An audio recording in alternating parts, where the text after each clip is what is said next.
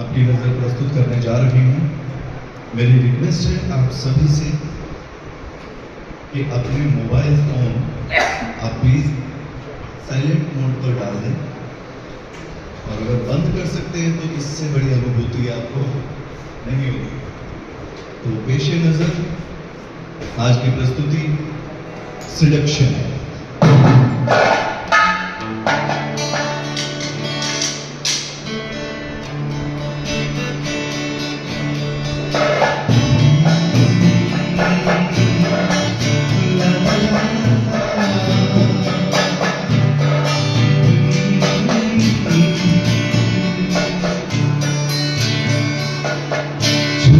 मेरे मन को किया क्या इशारा, मेरे मन को किया क्या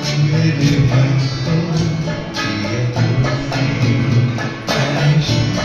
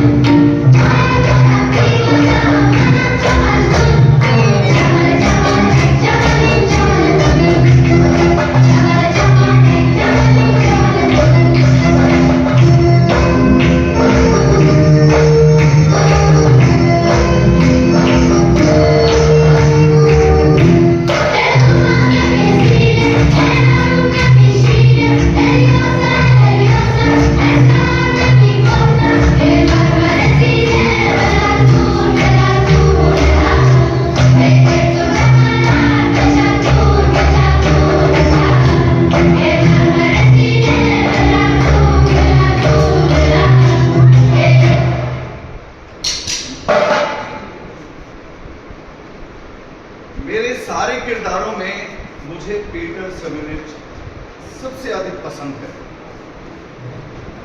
क्योंकि दूसरों की बीवियों को फुसलाने में, रिझाने में, सीधा सीधा कहूं पटाने में उसे महारत हासिल है। मैंने आज तक उससे बड़ा नहीं देखा। लेकिन ऐसी महिलाएं उसके लिए विशेष चुनौती वाली होती हैं जो बेहद खूबसूरत हों और जिनकी शादी बहुत अमीर, मशहूर और प्रभावशाली व्यक्ति से हुई हो। अब उसकी तारीफ में मैं कितना ही कुछ भी कहूं कम ही होगा। ऐसा करते हैं, पीटर की कहानी उसी की जुबानी सुनते हैं।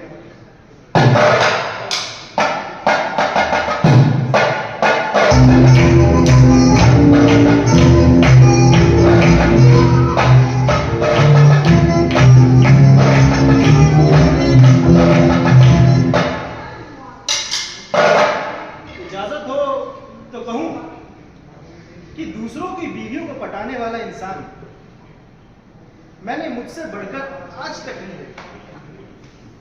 ये बात मैं अपनी शेखी बघारने के लिए नहीं कह रहा हूं, बल्कि रिकॉर्ड के हिसाब से कह रहा हूं। आंकड़ों की संख्या खुद ही बता देती है। खैर, आप लोगों में से जो सज्जन दिलचस्प लेकिन कभी कभी खतरनाक खेल खेलना चाहते हैं, तो उनसे मेरी गुजारिश है कि एक पेन और कागज लेकर बैठे और मेरे बताए हुए सारे तरीकों को अच्छी तरह से नोट करें, क्योंकि मैं उन्हें अपने सारे तरीके यानी कि मेथड्स बताने जा रहा हूं। चाहे तो महिलाएं भी अपने बचाव के लिए नोट कर सकती हैं, लेकिन यकीन मानिए, एक बार मैंने उन्हें अपने शिकार के लिए चुन लिया तो सारे नोट्स धरे के धरे रह जाएंगे, क्योंकि मेरे पास बहुत से ऐसे तरीके हैं जो कभी फेल नहीं हुए। बहरहाल, इस खेल में सबसे ज्यादा जरूरी 3 चीजें: धीरज, धीरज और ज्यादा धीरज। जिन लोगों में धीरज और बर्दाश्त का मात्रा नहीं है, उनसे मेरी हाथ जोड़कर गुजारिश है कि वो कोई और खेल सकते हैं, जैसे साइकिल चलाएं, नाव दौड़ाएं, फुटबॉल खेलें, कुछ भी करें, लेकिन महिलाओं को पटाना उनके बस की बात नहीं। खैर, तो आगे चलें। किसी भी मर्द की बीवी तक पहुंचने के लिए जितना हो सके आप उस औरत से दूर रहें, उसकी तरफ बिल्कुल ध्यान मत दीजिए, ऐसा जाहिर कीजिए जैसे आपके लिए उसका अस्तित्व भी नहीं। और हम लोग उस तक पहुंचेंगे उसके पति के रास्ते से। अभी कुछ ही देर में आपको मेरा प्रैक्टिकल डेमोन्स्ट्रेशन देखने को मिल जाएगा। दरअसल इस हफ्ते मैं एक बहुत गहरी इश्क में मुब्तला हूं, पागलों की तरह। अभी कुछ ही देर में वो अपने पति के साथ इस पार्क से टहलती हुई गुजरेगी।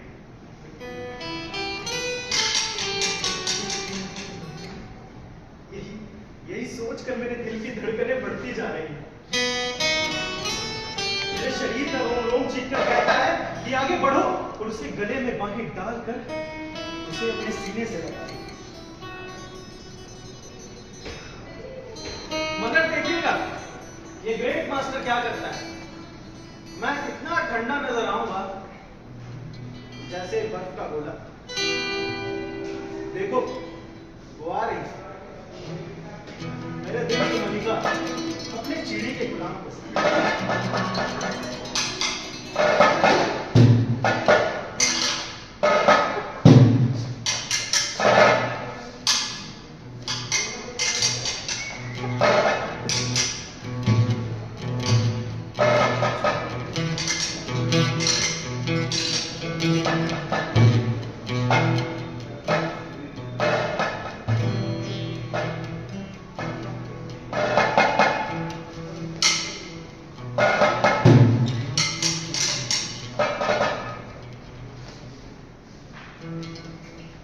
अरे पीटर सिमोनिस, वाह क्या खूब मुलाकात हुई है।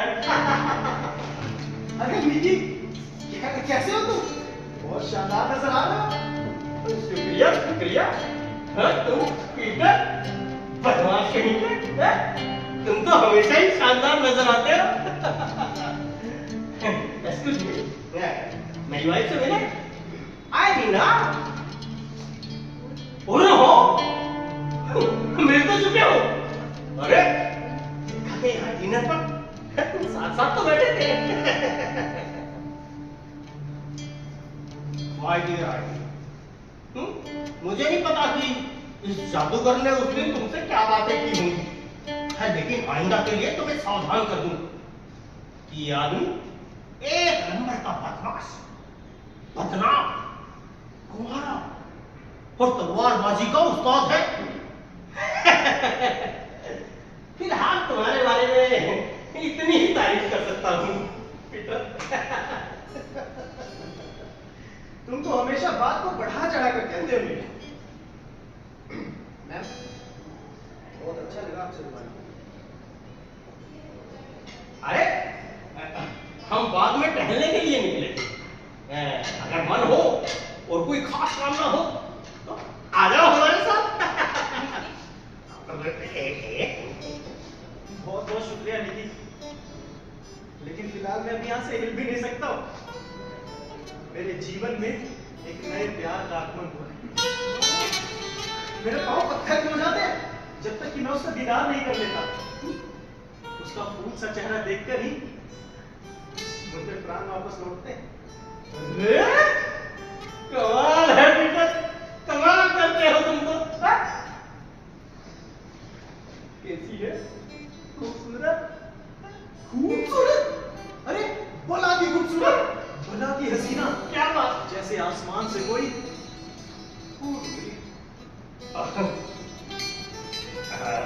रास्ते में कोई अड़चन, कोई रुकावट? हाँ, हमेशा की तरह उसका पति लगता है बहुत निराशा आपके लिए। निराशा? और तुम्हें मैं मान ही नहीं सकता। अरे ये तो हो ही नहीं सकता भाई। हाँ, मैं शर्त लगा सकता हूँ किसी तुम तो जानते ही हो कि मैं शर्त तभी लगाता हूं जब मुझे पक्का यकीन होता है कि जीतूंगा मैं। चलते हैं। लगे रहो फंसेगी।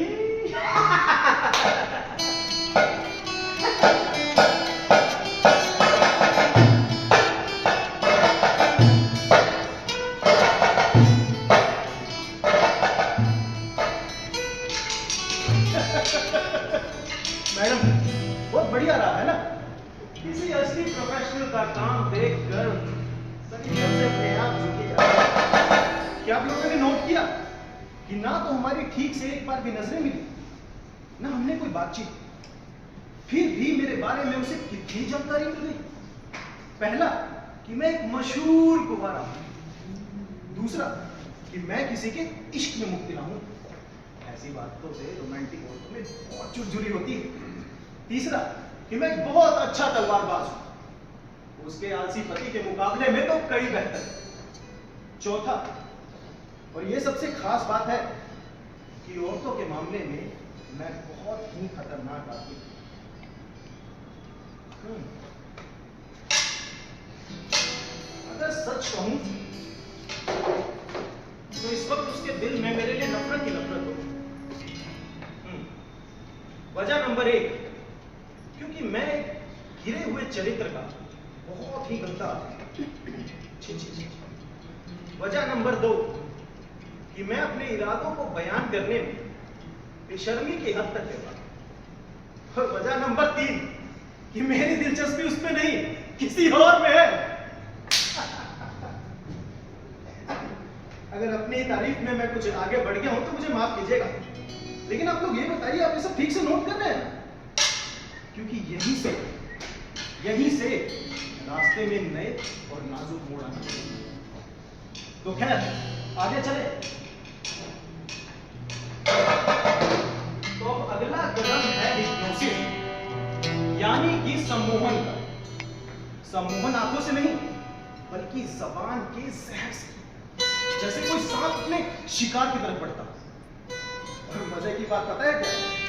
ये जहर उस तक पहुंचेगा उसी के पति के रास्ते से। तो जरा मुलाहिजा फरमाइए कि कैसे उसके पति से क्लब में मेरी अचानक मुलाकात हुई।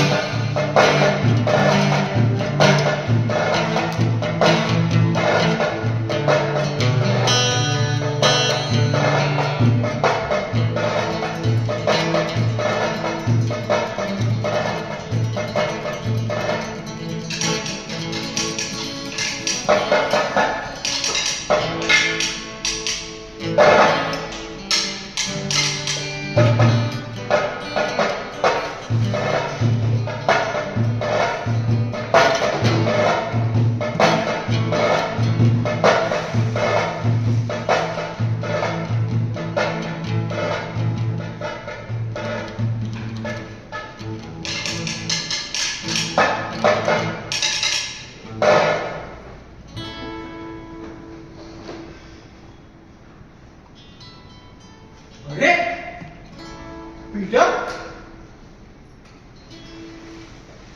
क्या बात, बड़े बुझे से दिखाई देते हो। लगता है तुम्हारा मामला तो ठीक नहीं चल रहा। क्या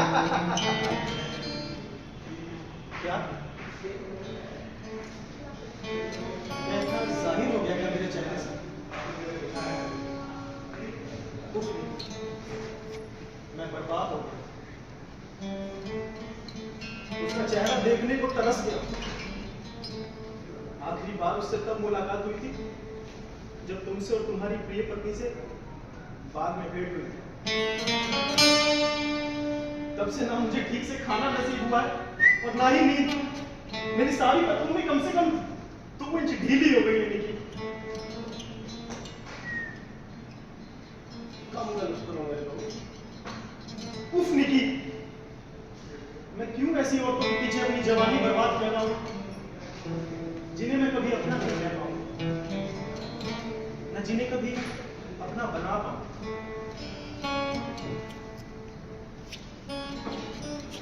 उफ, मुझे रश होता है तुमसे मिलकर। राज, हाँ, ईर्ष्या। लेकिन मेरे पास ऐसा क्या है भाई जो तुम्हें मुझसे ईर्ष्या होती है? संपत्ति, सुख, मधुर विवाहित जीवन। अच्छा, तुम्हारे जैसी पत्नी भगवान किसी किसी को देता है। सर्वगुण संपत्ति। अच्छा, सच में? लेकिन तुम्हें उसमें ऐसा क्या दिखाई दिया भाई? सुशीलता, शालीनता क्या नहीं है उनमें? और खास तौर पर वो अंदाज जिससे वो तुम्हारी ओर देखती है। कोई मुझे भी ऐसे देखता, अपना समर्पण और श्रद्धा भरी महसूस। तुम्हारे शरीर में तो बिजली सी दौड़ जाती होगी, है ना? बिजली? नहीं, बिजली तो नहीं। तो शायद झुरझुरी। ऐसा तो हो ही नहीं सकता कि तुम्हारे तरफ देखो झुरझुरी की लगती हो। झुरझुरी? झुरझुरी तो होती है। मैं सारा दिन झुरझुराता रहता हूँ। वो एक आदर्श महिला है नहीं, मुझ जैसा बदकिस्मत जिसका इस दुनिया में अपना कोई नहीं है, बात तुमसे कह रहा है, इसलिए विश्वास करना।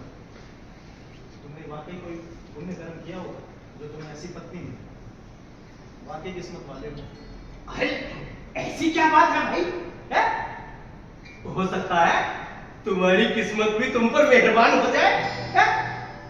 हाँ, अब इसी उम्मीद में दिन काट रहा हूँ, वरना जीना तो फिजूल लगता है। कभी कभी मन करता है कि गले में रस्सी बांध लूं और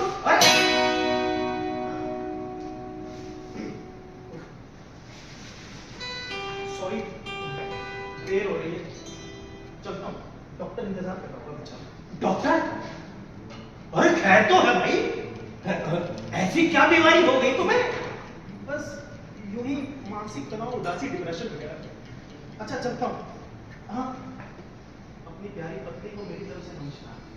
जरूर सर। लेकिन एक विनती है, क्या ये सारी बातें उनके सामने मत दोहराना, वरना उनकी कोमल संवेदनाओं को ठेस पहुंचे।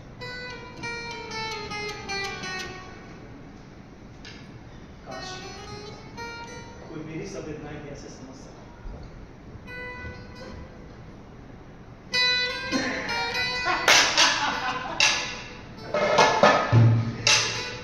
समझेगा, मुझे पता है कौन समझेगा।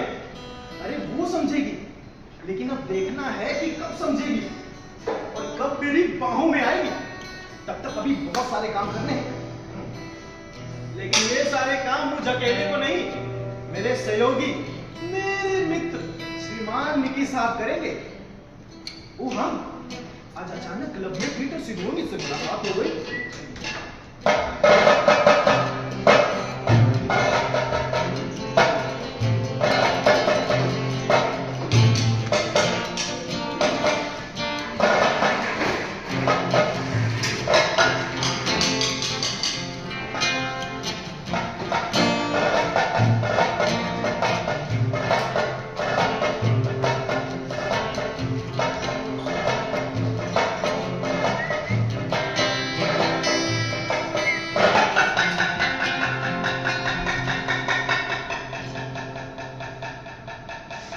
ओ हाँ, आज अचानक क्लब में पीटर सिमोनिस से मुलाकात होगी।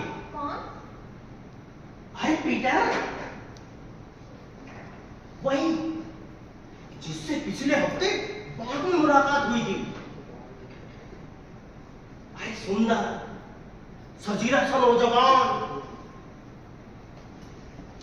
कमारा, याद नहीं क्या?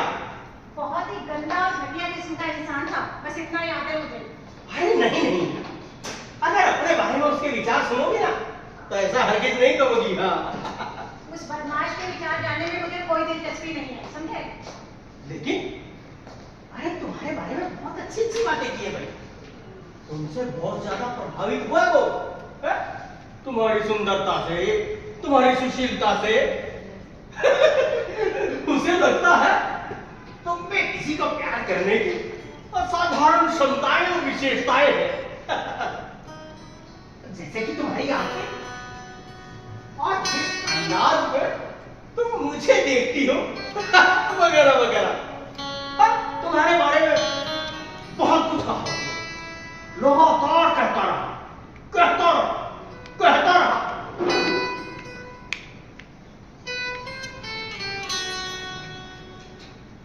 अच्छा, okay, good night darling. Good night.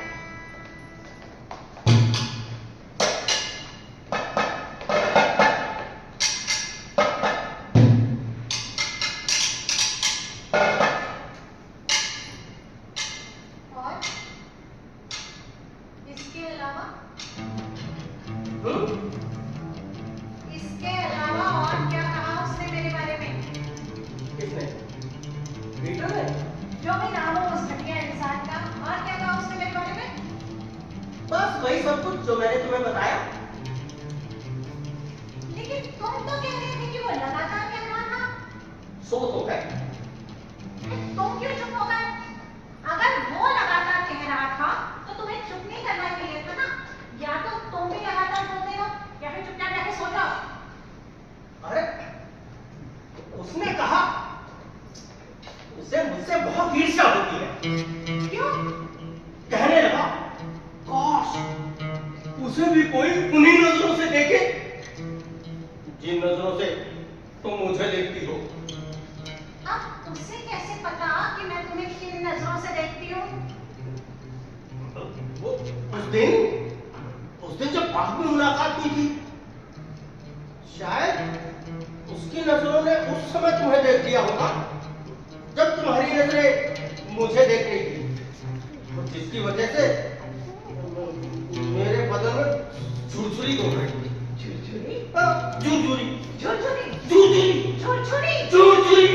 झुरझुरी और मेरी नजरों की वजह से? हाँ डार्लिंग, और नहीं तो क्या, पूरे बदन में दौड़ रही थी। लेकिन एक बात बताओ मुझे, तुम्हारी नजरें तो उस पर थी, फिर तुमने ये कैसे देख लिया कि मेरी नजरें तुम पर हैं, जबकि मेरी नजरें तो बाग के फूलों पर थी? क्योंकि मुझे इस बात का एहसास हो रहा था कि वो घटिया इंसान बेवजह मुझे इग्नोर करने की कोशिश कर रहा है। तुम्हारी ये जो झुरझुरी है ना, ये किसी और वजह से रुकी होगी। शायद, दरअसल मैं थोड़ा कंफ्यूज हो गया हूँ। तुम तो हमेशा ही कंफ्यूज रहते हो। अरे नहीं, वो बात नहीं है। असल बात ये है कि वो तुमसे बहुत ज्यादा प्रभावित हुआ। मुझे लगा तुम्हें सुनकर अच्छा लगेगा। जी नहीं, मुझे बिल्कुल अच्छा नहीं लगा, और बेहतर होगा कि तुम इस तरीके की फिजूल बातें मुझे घर आकर ना बताया करो, समझे? ठीक है। अब कब मिल रहे हो उससे? जल्दी ही? कल लंच पर। और कम से कम लंच पर मेरे बारे में कोई बात ना की जाए, कह देना उससे। और डिनर पे आके बताना मुझे क्या बात हुई। ओके, गुड नाइट माय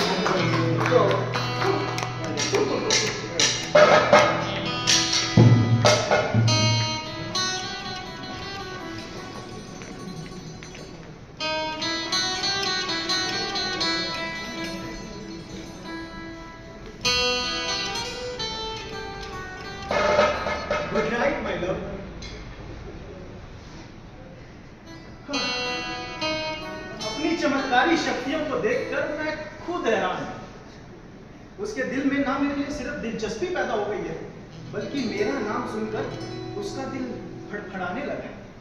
जबकि अभी 2 मिनट पहले ही उसकी नजरों में मैं गंदा और घटिया आदमी था। मजे की बात तो यह है कि इन सब उपलब्धियों के दौरान मैं अपने बाथरूम के खुशबूदार पानी के टब में लेकर आराम कर रहा था कि अगले दिन का लंच लजीज तो था ही, खराबदार भी था।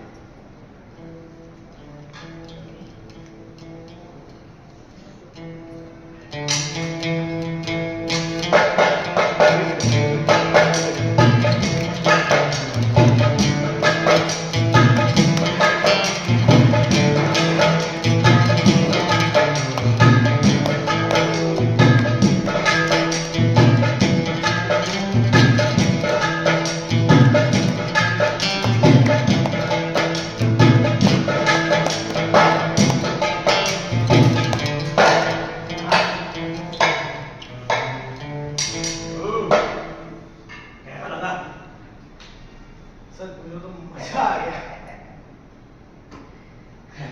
अरे निकी, कल मेरी मुलाकात अचानक सलमान से हो गई। Salman Khan, great actor. अरे सलमान खान नहीं, बैठो।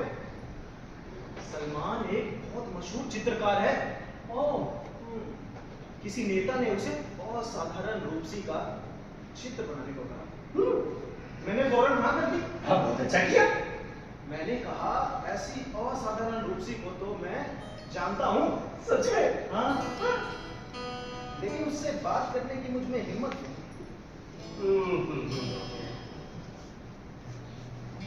तुम क्यों नहीं बात करते उससे? मैं? हाँ। किससे? अरे श्रीमती जी से। श्रीमती जी से? जरूर जरूर जरूर करूंगा। लेकिन किसकी श्रीमती जी? अरे अपनी श्रीमती जी से। अपनी श्रीमती जी से? जरूर, बिल्कुल बिल्कुल बिल्कुल करूंगा। लेकिन किस बारे में? अरे उस चित्र का मॉडल बनने के लिए भाई। ऐसा अलौकिक सौंदर्य अंकित होकर अमर हो जाएगा। अगर दुनिया इस सौभाग्य से वंचित रह गई थी तो हमारे लिए बहुत ही शर्म की बात होगी। शर्म की बात होगी? शर्म? शर्म की बात तो होगी, बिल्कुल होगी, बिल्कुल शर्म की बात होगी। तो जरा बात करके देखो। बात? हाँ जरूर। पर किससे? अरे श्रीमती जी से। ओ श्रीमती जी से? बिल्कुल भाई, बिल्कुल करूंगा। लेकिन किस बारे में? अरे उस चित्र का मॉडल बनने के लिए। अच्छा, अब याद रहेगा। बस बात करके मुझे पता है, याद रहेगा।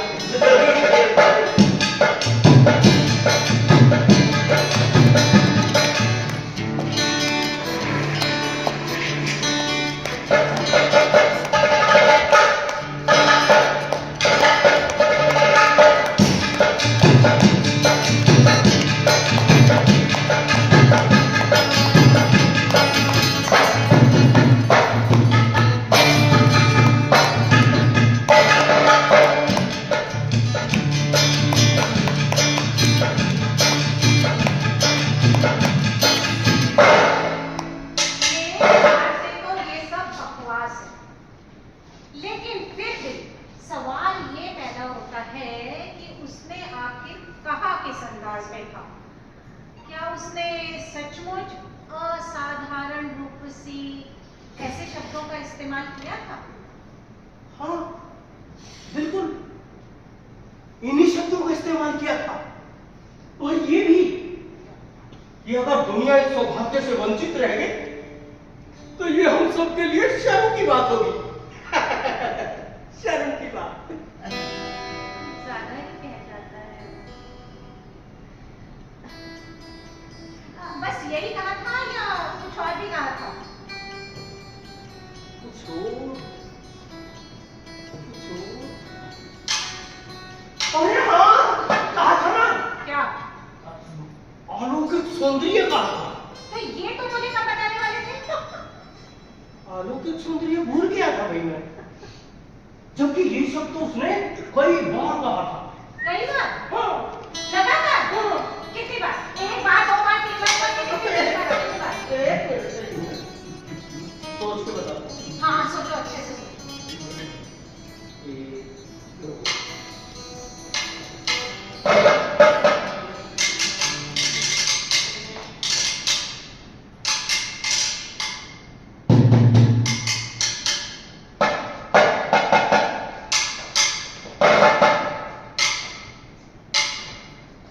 सॉरी डार्लिंग, याद नहीं आ रहा।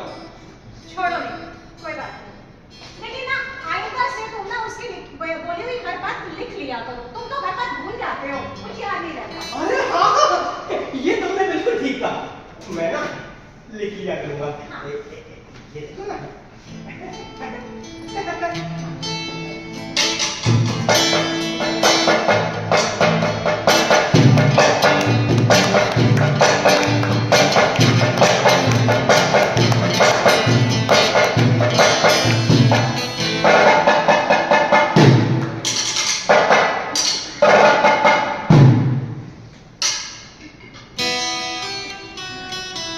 क्या आपने मुझे उसके नजदीक देखा?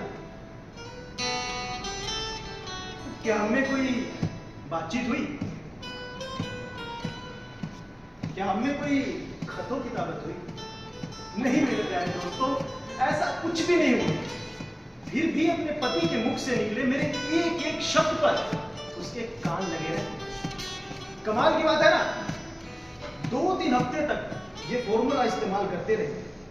उसका विद्रोह दिन पर दिन कमजोर होता चला, कमजोर और ज्यादा कमजोर।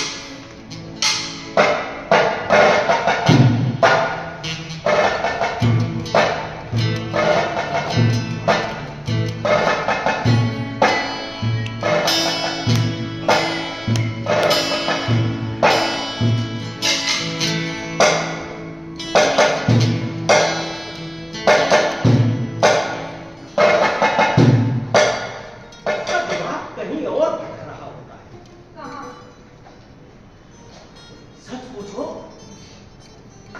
तो शायद किसी औरत की कल्पना। औरत? कौन औरत? कुछ नाम बताया उसने? बिल्कुल नहीं, इस मामले में बहुत पतला है वो, मरने को मर जाएगा, लेकिन उस औरत को बदनाम नहीं होने देगा। हाँ, अरे इसीलिए उस औरत की बजाय सारा दिन तुम्हारे बारे में बात करता रहा। एकदम धोंधू है बेचारा। पर मुझे तो दया आने लगी है उस पर। छोड़ो नहीं, हमें क्या लेना देना। वैसे तुमने उसे कल डिनर पे बुलाया है ना? और खुद तो बिजी हो, तो परसों बुला लो। परसों भी बिजी है। तो अगले हफ्ते या अगले महीने में कभी तो फ्री होगा। खाना वाना नहीं खाता है क्या? कह रहा था कि किसी बहुत जरूरी प्रोजेक्ट पे काम करना है, हमसे महीनों नहीं मिल पाएगा। और ये भी कह रहा था कि उसे अपने धीरज का फल मीठा ही मिलने वाला है। और हाँ, क्या हुआ? अरे हंसने ही रहोगे या कुछ कहोगे नहीं? देखो तुम्हें हंसना है तो हंसते रहो, मुझे अंदर बहुत काम पड़े हैं। एक मिनट, इधर आओ। हाँ बताओ। उसकी राय में तुम्हें स्टेज की अभिनेत्री होना चाहिए। तुम्हें अभिनेत्री।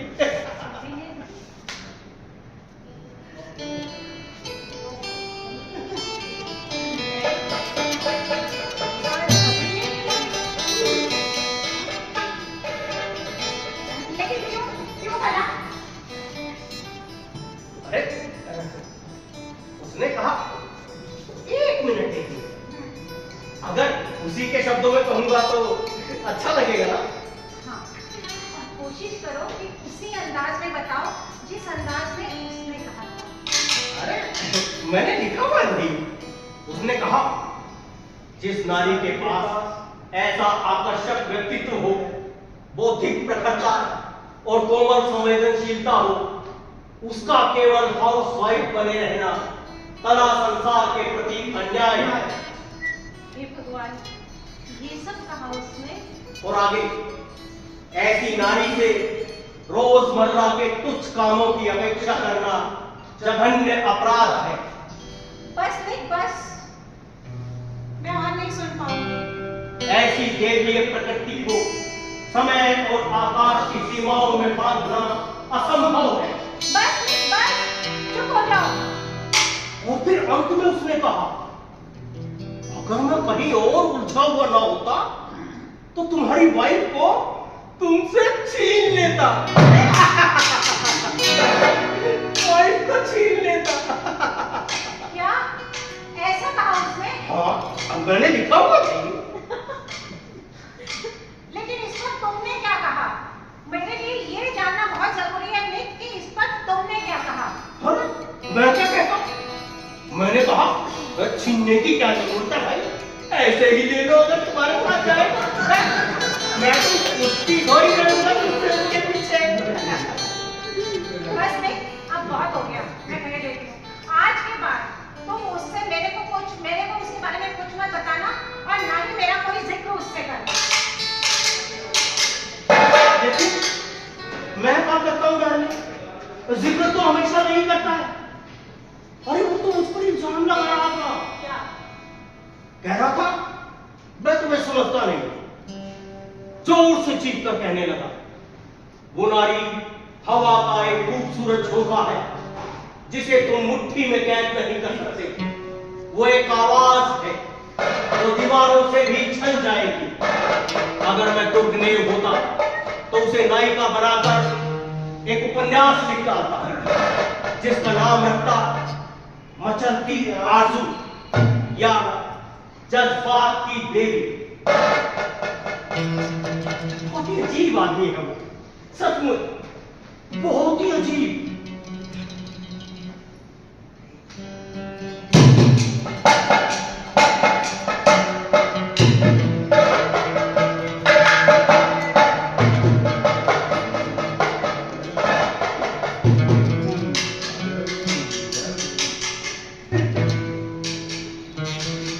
मेरे प्रेम पत्र को पहुंचा रहा है, स्नेह है चुम्बनों के साथ, और मुझे अजीब कह रहा है ना अजीब बात? अच्छा तो जरा देखें कि हम लोग कहां तक पहुंच गए हैं।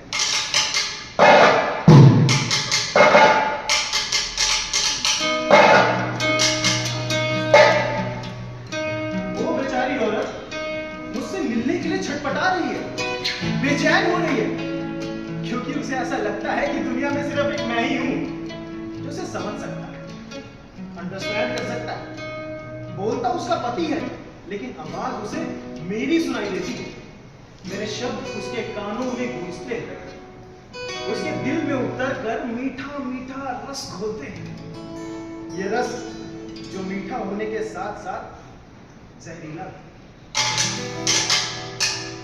और मैं एक बेरहम आदमी, सच कहूं तो ऐसे कामों में रहम की कोई गुंजाइश भी नहीं। अब जरा देखिएगा कि कितनी बेरहमी से मैं अपना आखिरी वार करता हूं। जिनके दिल कमजोर हैं, कृपया अपनी आंखें बंद करें।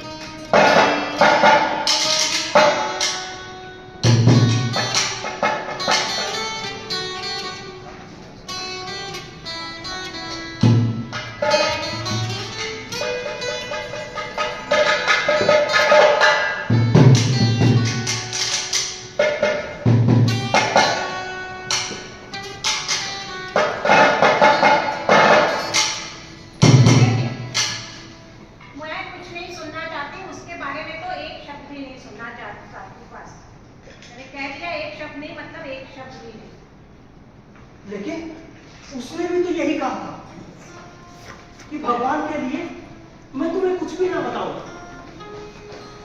क्योंकि उसे डर था कि कहीं उसका दुख सुनकर कभी दुखी ना हो जाओ। क्या और तुम्हारी है वो? बहुत ज्यादा।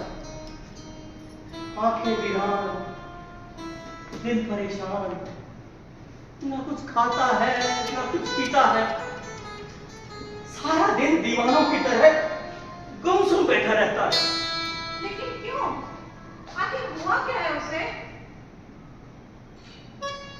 अकेलापन, तन्हाई, कह रहा था कि दुनिया में उसका कोई नहीं, ना माँ बाप, ना भाई बहन, ना कोई रिश्तेदार, यहाँ तक कि ऐसा कोई साथी भी नहीं है जो उसे समझ सके। लेकिन क्या वो जानता नहीं कि मैं उसे, मेरा मतलब है हम उसे कितना अच्छे से समझते हैं? क्या वो जानता नहीं कि मेरा मतलब हम उसे कितना पसंद करते हैं, कितना चाहते हैं?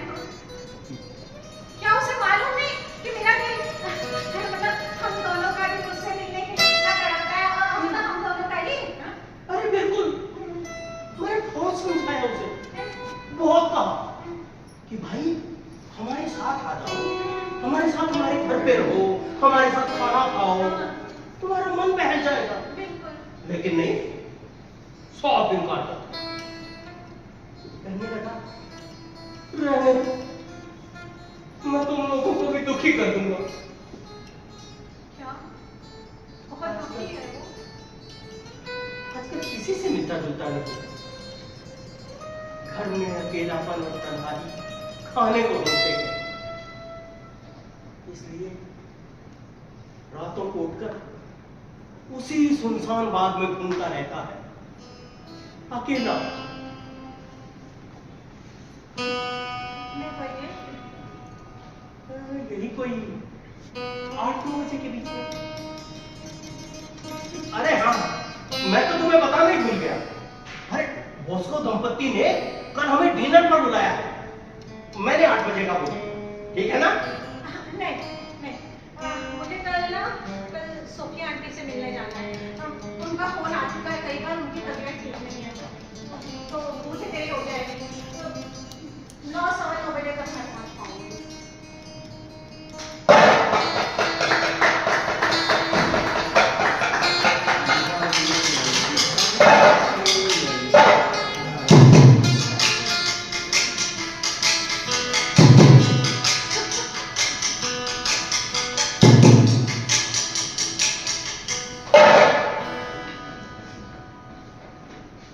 नहीं प्लीज, तारीफ मत कीजिए।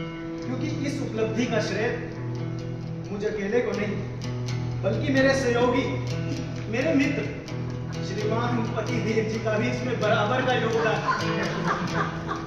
अरे उन्होंने ऐसी चाबी भरी, श्रीमती जी मुझसे मिलने के लिए भागती चली आ रही।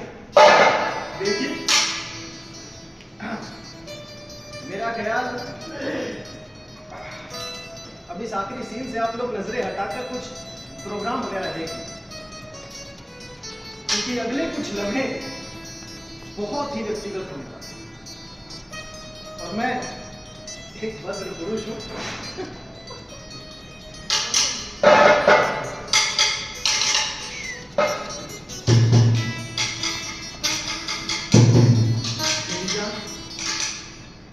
मेरे हंसी ख्वाबों की ताबीर, जो एहसास मेरे दिल में मचल रहे थे, उनका मेरे होठों पर आने का पल हो गया। अब मैं कहूंगा कि नहीं, मत कहो, एक शब्द भी नहीं, जरा सी आवाज भी नहीं। मुझसे कुछ भी सहा नहीं जाएगा जब तक कि तुम मेरी पूरी बात नहीं सुन लेते। पिछले कुछ हफ्तों से मैं तड़प रही हूँ, छटपटा रही हूँ। तुमने बहुत ही छल बल से मेरे पति के माध्यम से मेरे अंदर वो सारी इच्छाएं, वो सारी आकांक्षाएं जगा दी जिन्हें मैं ईमानदारी से स्वीकार करती हूँ कि मैंने पिछले 7 वर्षों में अपने दिल में दबा के रखा है। तुम्हारी मोहब्बत सच्ची है या नहीं मुझे मालूम नहीं, लेकिन तुमने मेरे अंदर मोहब्बत का वो जुनून पैदा कर दिया है कि जिसके बारे में मैं कभी सोच भी नहीं सकती थी। तुमने मेरे अहम को भरमाया, मैं बह गई। तुमने मेरे मन के अनछुए तारों को छुआ, मैं गूंज उठी। तुमने मेरी दुखती रग पर हाथ रखा, मैं हार गई। इसलिए आज मैं यहाँ खड़ी हूँ तुम्हारे सामने, तुम्हारे लिए, तुम्हारी खातिर। लेकिन मैं तुमसे एक बात कहना चाहती हूँ। मैं अपने पति से बहुत ज्यादा प्यार करती हूँ। वो बहुत ज्यादा पैशनेट या रोमांटिक किस्म के इंसान नहीं है। हमारा गृहस्थ जीवन एकदम समतल है, सीधा साधा। अगर हमारे गृहस्थ जीवन में आसमान को छूने वाला आनंद नहीं है तो पाताल की गहरी निराशा भी नहीं है। वो मुझे सच्चे दिल से प्यार करते हैं और मुझ पर अटूट विश्वास रखते हैं। इस सब को स्वीकार करते हुए मैं अपने गृहस्थ जीवन में बहुत खुश हूँ। लेकिन मुझे डर है, अगर आज मैं तुम्हारी हो गई तो मेरा वैवाहिक जीवन हमेशा हमेशा के लिए खत्म हो जाएगा। लेकिन पता नहीं क्यों इस पल में मैं बहुत कमजोर पड़ रही हूँ, कोई फैसला नहीं कर पा रही हूँ। पीटर, इस वक्त मुझे सिर्फ और सिर्फ तुम्हारे चरित्र की दृढ़ता और सच्चाई का सहारा है। और ये फैसला मैं तुम पर छोड़ रही हूँ पीटर। लेकिन तुमसे एक गुजारिश है, मेरे साथ कोई खिलवाड़ मत करना। अगर करोगे भी तो मैं मना नहीं कर पाऊंगी। अगर इस वक्त तुम्हें सिर्फ मेरी चाह है तो अपनी बाहें फैलाओ, मैं तुम्हारी हो जाऊंगी। लेकिन अगर तुम मुझसे सच्ची मोहब्बत करते हो तो उधर मुंह फेर के खड़े हो जाओ, मैं चुपचाप यहाँ से चली जाऊंगी। और फिर हम कभी नहीं मिलेंगे, ना कभी बात करेंगे। और इस छोटी सी खुशनुमा मोहब्बत की यादों के सहारे मैं अपना पूरा जीवन गुजार दूंगी। अब ये फैसला तुम पर है पीटर। मैं तुम्हारे फैसले के इंतजार में खड़ी हूँ। मुझे तुम्हारे फैसले का इंतजार है पीटर।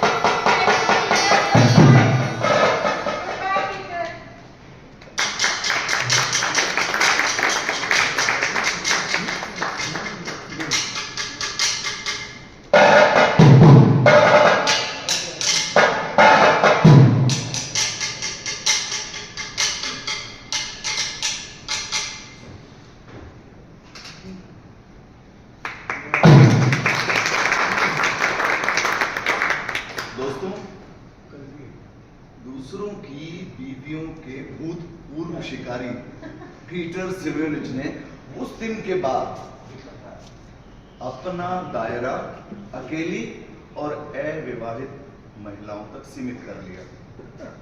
समझ ही नहीं आया। खैर, हुआ एक दिन ऐसा कि उसके जीवन में भी एक सुंदर और सुशील कन्या का आगमन हुआ।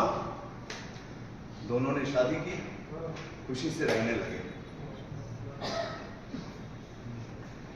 आज पीटर सेवेलिच एक बेहद खुशनसीब इंसान है, सिवाय इसके कि कोई बाका नौजवान ताजा ताजा बना पीटर आकर के उससे कहे,